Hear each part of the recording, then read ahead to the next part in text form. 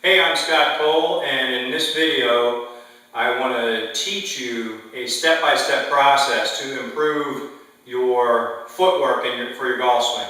The fact of the matter is that you can pay all the attention in the world to how to hold a golf club, how to set up to the golf ball, swing plane and all that stuff, but unless you have good footwork mechanics, you'll never ever hit the ball consistently well. This is where most actual instructors kind of fall off the wagon, because they're pretty much teaching concepts such as takeaway, swing plane, and whatnot. And the fact of the matter is if you can't move your body more athletically in the golf swing, you're never going to be able to play very good golf. That's just a simple fact. If you look at all the swings out on tour, there are many different kinds of golf swings. You know, there are pretty swings like what Louis Oosthuizen has and Adam Scott has, to swings like Jim Furyk. Yet they're all very effective, and Jim Furyk himself, with one of the ugliest golf swings out there that nobody wants to teach, is actually one of the top money winners of all time. So what these guys do that most golfers don't do is they generate power from the ground up, especially in the downswing. And once they're able to get those mechanics going properly, then they focus mainly on rhythm and timing, and then maybe fine-tuning their swing plane so that they can hit shots more consistently. But it's interesting that most tour pros make the golf swing look effortless, and they hit the ball so much further than your typical amateur golfer. The typical male amateur golfer can only hit a golf ball 225 yards off the tee. And that's ridiculous. Most of these guys on tour are hitting 3 and 4 irons that far now. So the reason being is that because they generate the power from the ground up. And I'm going to show you exactly how to do that in this video. So let's get started. The first thing you need to do is we're just going to work on the proper mechanics of the footwork, just standing up straight. And the first thing I want you to think about is in the backswing, you need to feel like you're loaded into your right foot if you're a right-handed player. Now, there are some swing models out there, such as Stack and Tilt, that suggest they don't want any kind of weight shift going on in the golf swing, especially with a shorter club in a person's hands. And the idea is because that most people have a tendency to sway way off the ball and whatnot, and they want a more centered turn. Well, the fact of the matter is, if you look at any athletic movement, such as throwing a football or a baseball or anything like that, there is always a weight shift, no matter what. So the golf swing is just another athletic movement. You can get a weight shift and still make a centered turn in your golf swing. And I'm going to show you exactly how to do that with this footwork. So the first thing you need to feel is that you sink into your right foot. Now we're going to piece all this together, and then we're going to blend it all together.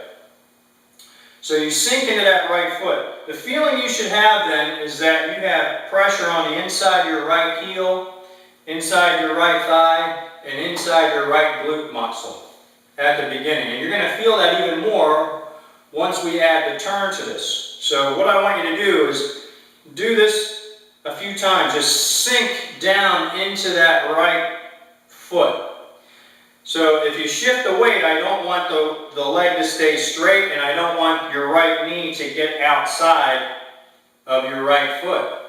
Obviously, if you're a left-handed player, you're going to do the opposite. But I want you to feel that pressure and sinking, the idea of sinking down into that right foot. Now you're going to have the ability to turn into that right foot, because that's the whole concept in the backswing. We want to turn in. So once we've sunk down in, now we're going to add the turn. Now this is where you should really feel that pressure inside your right thigh and in your right glute and in your right heel. If you get too far outside of your foot because you're tilting instead of turning, if you're doing this motion, or even worse, you're doing it that way and straightening the leg until it's very straight, then you're not going to feel that pressure inside your right thigh. You're going to feel more pressure if you actually keep the knee bent and outside of your right foot, you're going to feel it on the outside of your leg. If you straighten the leg, you're going to feel no pressure in your right thigh and hardly anything in your glute. So you need to maintain that flex and get this turn just like that. Now, to increase your range of motion, if you're an older player, turn the toes out a bit more. This will give you better range of motion in your knees and your hips. So I tend to keep my right toe turned out about 10 to 15 degrees and my left somewhere between about 20 or 25 degrees. That gives me greater range of motion and a better ability to turn my hips through the shotgun. So we're going to piece that together. We're going to sink down and turn. And we're not doing anything with the upper body. The lower body is doing all the work. Just let the upper body relax and follow the lower body. Now, in this position also, this left knee should be very relaxed. I don't want a lot of pressure on my front foot here. That's the opposite of the stack and tilt swing. They want 60% of the weight on that front foot. Notice that when you do that, however, that has a tendency to straighten up this leg and this knee goes forward. If you get a proper weight shift, this knee should start leaning towards the right knee and your left leg should be angled away from your target. We don't want this knee angled towards the target whatsoever. So we get that turn. We're turning into our right foot. We're creating the back leg becomes a brace in our swing then. Now, some players who have far more flexibility, like Ben Hogan did, the more you turn, the straighter that leg will become. There's nothing wrong with that as long as you don't get that weight going back this way. So just think of this.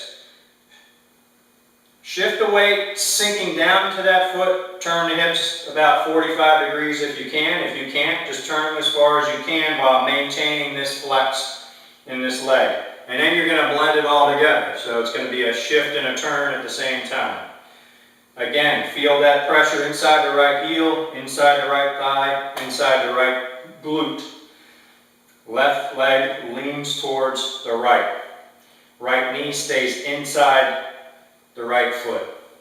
Now, from that position then, to initiate the downswing, you want to feel the idea of squishing a bug under your left heel. So you're almost starting to lower your center of gravity, and that's a thought that my friend, the slice fixer, Jeff Jones, has passed along. Squish the bug under the left heel. That automatically gets this left knee going towards the target. So if we're from here, squishing the bug under our left heel. So even if you've lifted your left heel a little bit off the ground, as long as you've maintained your spine angle, you're fine. Right now, we're just working with our straight up and down posture. We're not worried about golf posture just yet. So we're in this position, squish the bug. Now all we do is we turn the hips. As we do that, it's critical that you don't get overactive with your right foot. A lot of golfers then tend to do this and start coming up on that right toe too early. Instead, you need to think about rolling over the instep of your right foot. As you're squishing the bug, then this right knee leans towards the left. At the impact position, my hips will be slightly open. I should still have flex in my left knee if I'm hitting an iron, because I'm going to be hitting the ball first, ground second. If I'm hitting a driver, I'll be turned a little bit more. I'm going to be straightening up that left leg a bit more at impact because I'm trying to increase the launch angle with the driver since it has no loft. With an iron, you should still be flexed in this left knee. And then you simply, again, you're rolling over the instep of your right foot, and you simply continue to turn the hips. That's what causes us to straighten our left leg. And at this position, I should have all my weight on my front foot. And without having to shift my weight, I can pick up my right foot. If you end up in a position like this, and you keep too much flex in your legs, you're not going to be able to get that full hip turn. And that's what a lot of amateur golfers do. They keep too much weight back, trying to steer the shot, rather than be committed to the golf shot. So you have to be committed to getting over to your left side and finishing in this position. So that's essentially the footwork. Basically shift and turn, weight inside the right heel, right thigh, pressure in the right glute, squish the bug, turn the hips, continue turning, and this is the position that you end up in. It's critical that you improve your footwork and get this footwork down so that you can improve your overall swing sequence and mechanics in your golf swing.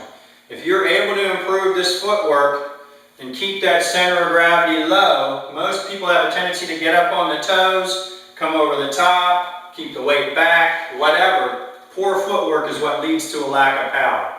If you can generate better footwork, you'll generate better power. And in the next video, we're going to show you how to combine the shoulder turn with the hip turn and the footwork, along with the golf posture. So we'll see you in that video. Get to work on this footwork. You can do it right at home, just like I am here. And you should drill this on a daily basis if you're the kind of golfer who's really lacking in power and your footwork is bad. Keep that in mind, and we'll see you down the road.